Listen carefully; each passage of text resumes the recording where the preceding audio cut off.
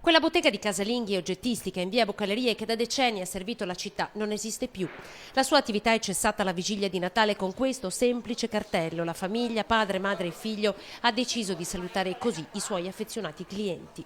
Secondo me ce la faceva, lui ha fatto una scelta diversa, a noi spiace perché era una cosa storica, tutti trovavano un'oggettistica che in giro non c'è, purtroppo.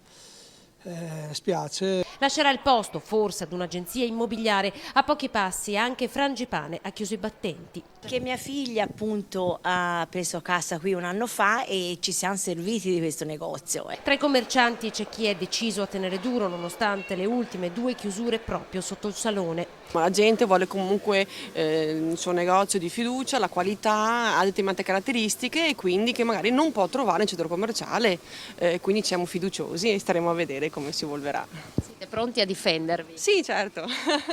Lo spettro delle grandi aperture ora incombe sulla città dopo lo stop del piano del commercio. La cosa sta diventando sempre più importante, sempre più denigrante nei nostri confronti. Dovrebbe sviluppare di più il centro, dare più valore a questo mercato centrale che abbiamo noi, perché è bellissimo e fa parte della storia di Padova. I commercianti ci hanno segnalato un calo del fatturato netto rispetto allo scorso anno, causato soprattutto dal taglio del trasporto pubblico che ha reso il centro molto meno accessibile, soprattutto agli anziani. Ci vogliono parcheggi, gli autobus che hanno tolto un sacco di linee, tutto quanto.